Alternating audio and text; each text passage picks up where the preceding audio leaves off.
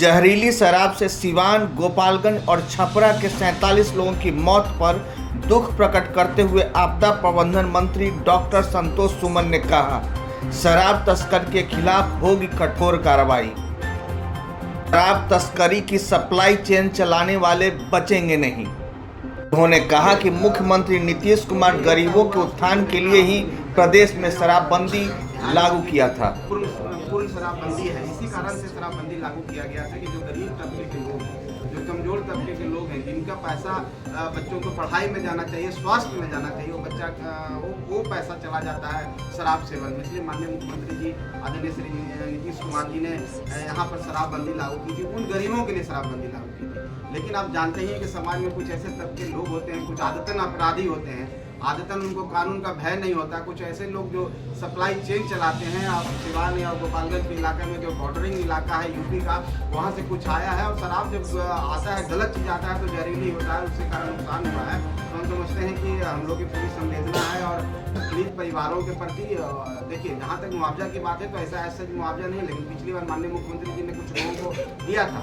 कुछ ऐसे परिवार होते हैं जिनका कमाने वाला एक ही व्यक्ति है और वो चले गए, उनके छोटे छोटे बच्चे हैं, तो सरकार संवेदना रखती है, सरकार उस पर विचार कर सकती है और ऐसा कुछ होगा तो सरकार इस मुआवजा देने की बात कर सकती है। लेकिन एज सच रूल में ऐसा कोई मुआवजा शराब से मृत्यु के कारण नहीं है, लेकिन ये मानवता ग्रांट पर माननीय मुख्यमंत्री जी की दूरदर्शिता है। माननीय मुख्यमंत्री जी के कारण वो पूरी समीक्षा कर रहे हैं। आपने देखा होगा कि कल मीटिंग, हाई लेवल मीटिंग भी हुई थी, तो माननीय मुख्यमंत्री जी इसके लिए सक्षम है और अपने तरफ से सारा चीज कर रहे हैं। आप लोग निश्चित रहिए, बिहार में ऐसे लोग बचेंगे नहीं।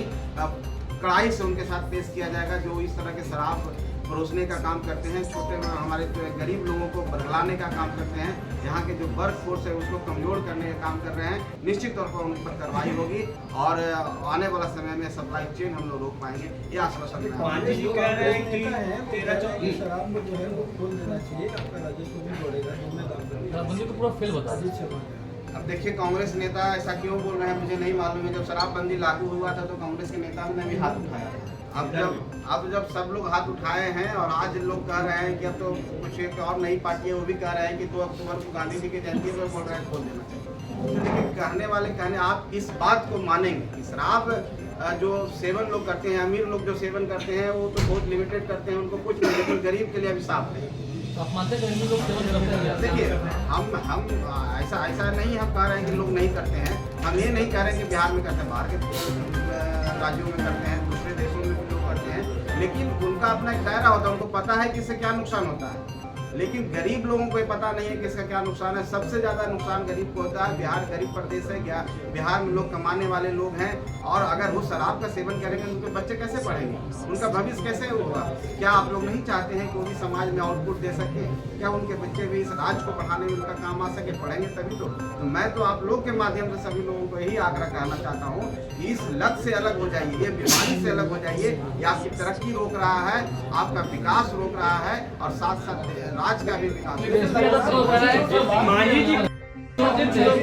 इजीली अवेलेबल है बिहार में, अब तेजस्वी जी को मिल जाता होगा। मांझी जी कहे थे कि समीक्षा होनी चाहिए शराबबंदी, आपको लगता है कि समीक्षा होनी चाहिए?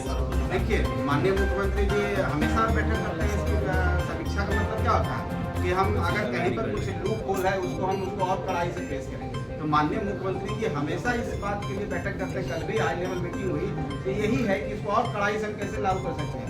इसके कहीं पर हमसे छूट गया, मान लीजिए किसी पदाधिकारी का गलती से हो गया, कोई बड़ा सप्लाई चेन है, कोई उसके पीछे कोई बड़े बड़े लोग हैं, अगर ऐसे हैं तो उनके साथ भी कड़ाई से संतोष सुमन भी मानते हैं आरजेडी दारू बेचवा रही है। संतोष जी, मांझी जी ने ये भी कहा था कि शराब घर घर पहुंच रहा है, सूखी नशे की लत में युवा पड़ रहे हैं। आप उनसे पूछिए ना, केंद्र में मंत्री हैं, केंद्र में भारत सरकार में मंत्री हैं, लेकिन मांझी जी की बात को मैं नहीं बोल सकती। मैं व्यक्तिगत रूप में मैं बिहार सरकार का मंत्री हूँ, मेरा अपना। आप मांझी जी से क्यों जोड़ रहे हैं? बिहार में शराबबंदी सफल है, एकदम सफल है।